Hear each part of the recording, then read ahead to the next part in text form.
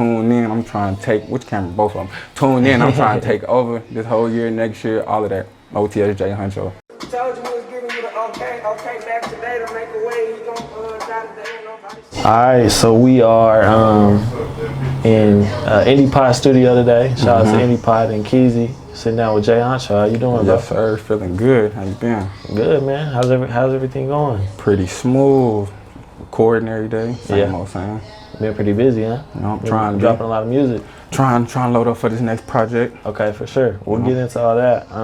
Since it's the first time we did this, I kind of want to, take it back just a little bit and kind of talk about, like, where are you born and raised out in Tulsa? Or? Yeah, I'm okay. From there, and just kind of talk about that a little bit, kind of like what it was like growing up out here, stuff like that.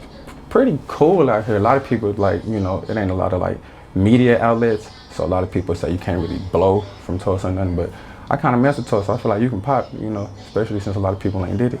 So really coming up, it was pretty cool. I grew up in the hills.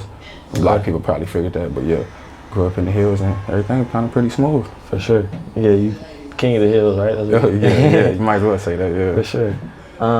And it's always, what kind of kid were you? Like, you always artistic, musical kind of, or what? Yeah, usually before rapping, it was really like drums, so like drumming, beat making, stuff like that. But kind of mischievous growing up, kind of into stuff, out of stuff. Not too bad, but not the cleanest cut kid, I'd say. Okay. But yeah, but ain't too bad though. For sure. So musically, how did you get involved in that? Is that just like a natural interest or a family thing or what? Kind of, yeah. My uncle started rapping, okay. And then when I was a kid, he had a studio or whatever, so I go in there sometimes. But I never really like recorded there. I was too young, but that just sparked the interest. So then when I got older, I just kind of freestyling with the homies and just was like, I'm gonna keep doing it. I kind of like rapping. Okay, but you started making beats first or what? Kind of getting into that. I started engineering first. My boy Soul Ray, he engineered a lot of people, so he kind of just like took me under his wing a little bit. Started letting me record different people, learning it. Then once I learned it good enough, I just started doing it for myself. Cool. Once I wanted to rap. For sure. So was there a point, was that the plan or was it just a point, you just jump in the studio? Nah, yeah, at first it was really just a friend was taking me to it and I was just going just because I was with him. And then after that, I started rhyming like, yeah, I kind of want to rap, but this shit costs. So it's kind of my way of getting in there. Like me and Soul Ray kind of got cool. Then once I learned engineering, I kind of just started doing that for him when he didn't want to. So that got me time to get in there, you know what I'm saying? To just, when nobody there, I could record myself. But the plan is always to rap, but it's just, you got to find a way to get in the dough type for thing. Sure. So when did that become the plan? Like, I mean, there's always a point usually where people go from messing around like freestyling with dummies to actually record, you know what I mean?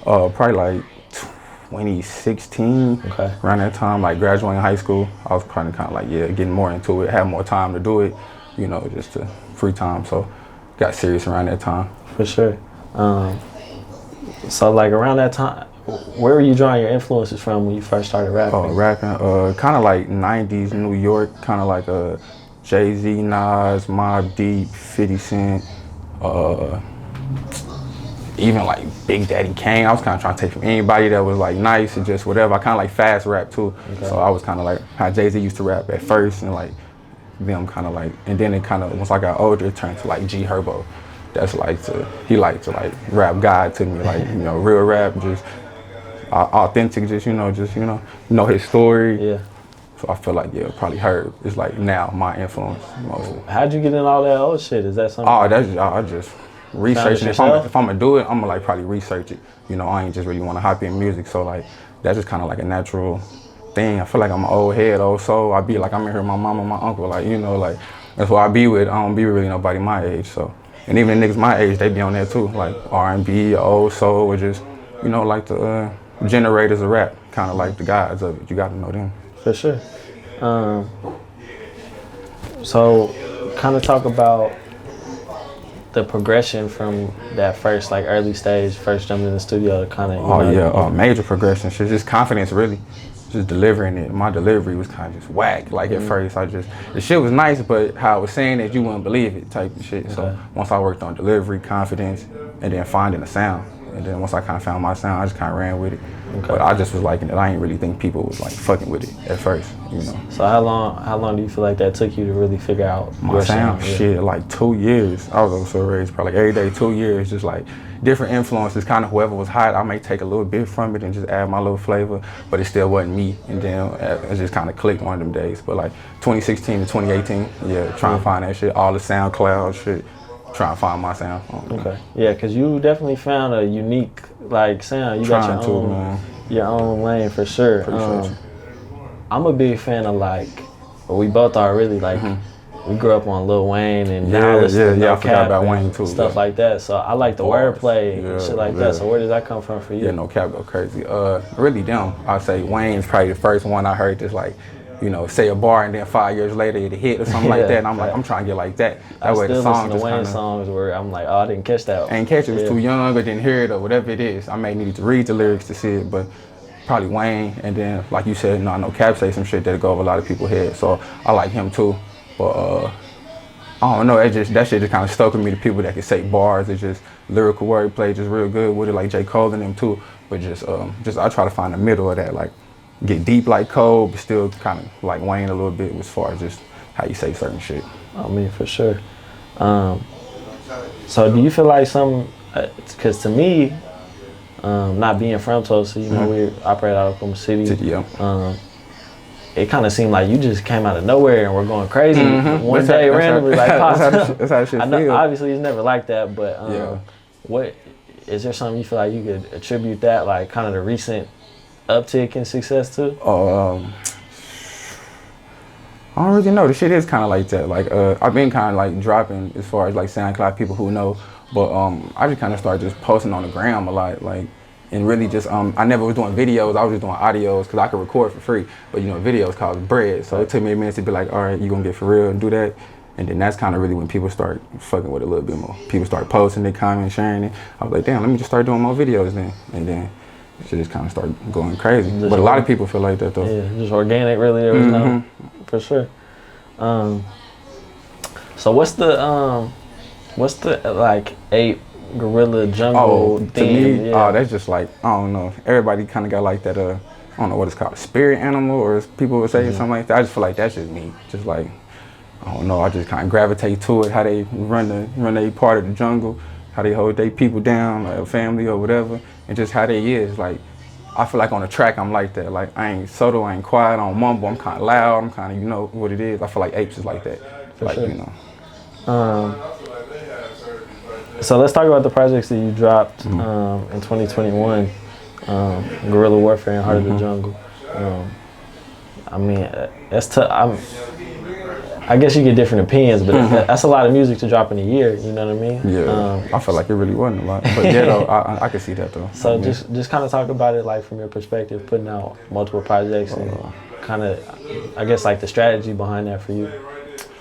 Really just, I did not my first video, but the first video of 2021, I think it was. It was like Griselda and Nipsey, and I seen the feedback, so I was like, all right, I got like 2 more songs that I had done. I ain't had none else done. And then I shot 2 more videos to them. It was like Freddy Krueger, Second Round KO. And then after that, people just kind of like, yeah, you nice, you know. So I kind of started being like, fuck it, I'm gonna keep getting into it. But I really wanted to just flood the market. I really wanted to drop more than that this year. But once I drop this next project, it's gonna be like that, just flooding the tape, EP, few singles. Just kind of like, not niggas get tired of it, but people probably gonna be like, damn, he got hella content, you know, like, because I ain't dropping in a minute. For sure, but that's a good thing, the way shit is today. You know, the attention span be short. So short, that's why I was like, yeah, I gotta give them something, but they'll forget about you. For sure. Quick. So talk about, I want to get your thoughts just like on Tulsa in general, like the music scene, where everything is, and like from your perspective, how you feel like everything is going. Yeah, it's way more artists now that just seem like popped out of nowhere that's nice. So it's like when a lot of people come together, get that push, the whole town a pop. And it's a few people out here that done already popped, labels and all type of shit like that. So I fuck with the Tulsa scene now. It used to feel like it was like 3 rappers, 4 rappers that was nice, that maybe got the buzz, and then everybody else was just kind of like, alright, you know what I'm saying? But now it's a lot of more people that can blow. So For sure. Yeah, I fuck with it. For sure. And you said earlier, like, you feel like some people don't think the resources are here, maybe, or like you said you didn't think people think they can pop out here, but you do. So why do you feel like that is? I don't know. I just feel like it's kind of like it'll find you. Like whoever looking for you, as far as if you think about a label or just opportunity or whatever, I just feel like that should find you wherever you at, especially if you're nice and you consistent in putting shit out. So like you could be in South Dakota and Atlantic Records can find out about you, especially YouTube and internet, all kind of shit. So I just feel like, yeah, like a lot of people, you know, I'm just normal, used to hearing complain about like, you can't go out of Tulsa, close down, you gotta do is go to Dallas, you need to go to LA, Atlanta. I mean, that shit help, but you know, I feel like nigga can go out of Tulsa. And a lot of people don't do it, so I just feel like it'd be like, you know, like more attention on you and like, you know, you can bring some more people with you. You know, it's a normal day in Atlanta, somebody pop, but you know, you hear Tulsa, you'll be like, let me tune in to the Tulsa scene, you know. No doubt. And I feel like all it takes is that one out of, you know what I'm saying? To just go crazy. Same with like athletes. Like now, like we got athletes in the NFL, so now, you know, OU, OSU, they come to Booker T or wherever to come get them. You know what I mean? So same can go with music. For sure. But I feel like you've been in Atlanta a lot, right? Mm-hmm. Yeah, I've been back and forth in Atlanta. So talk about like why you're going out there, like what you feel like is out there. Really just shit to kind of get out of Tulsa, but just go to a few studios, tap in, just see kind of like how, like, I won't say upper echelon, but you know, them type studios are, and just see how people work and how the business go down, so I can just kind of take everything in, you know, bring it back here, or just have that mindset for when I do pop and I am in them city states recording or whatever. Definitely, somewhere. Just getting a different feel of it. Yeah, sometimes I don't want to record every song, so you might want to go out of state or something and just have somebody do it. For sure, I feel you. And then kind of piggybacking off of that, you flipped the Gang Side beat for the 51 Apes. So kind of talk about just like what made you do that. And I know it's a huge song in Tulsa, so it's important. Yeah, shit bang on me. So shit was banging. I was like, damn, I could, you know. And I don't think nobody Tulsa did that or do that, like sample, like. And if it was, it's probably like Charlie Wilson maybe or something like that. Yeah, I was just like, that should be hard, and people don't usually do that because, you know, a lot of people probably want to, you know, sample their own shit or don't want to listen to another local artist, like, you know. Well, he ain't local no more, but so yeah, I just took that shit because it banged, and yeah, I wanted to tweak it. For sure, nah, it was dope. Appreciate you. So I know you said you got a project coming pretty soon. Probably like this month. Okay, you got a name for that? Yeah, it's gonna be the second part of Guerrilla Warfare. Okay. So like Reloaded or part 2 or something like that. Like a deluxe, almost type basically. of thing. But yeah, it's gonna be just all new songs though. It ain't gonna be like the normal deluxe where it's like the old songs and some new shit. I got you. All new. For sure. You say you don't have a date on that exact? Probably be late June, early July, but most likely late June. Any features, anything? Yeah, I should have a few features. I'm waiting on them to come back right now. But I'll probably just surprise everybody when I just drop the track list though. You gotta have some features though. For sure.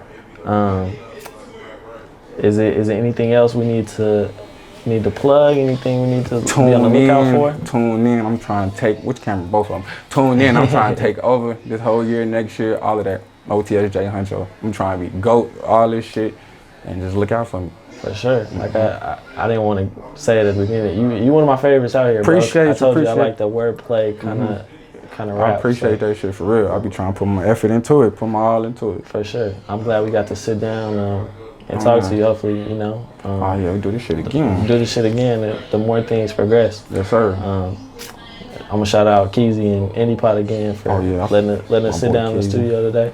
But other than that, bro, I'm excited to see what you got coming. Appreciate you. Glad to do this. Yeah. It's Ots J Huncho, and I'm giving you the OK.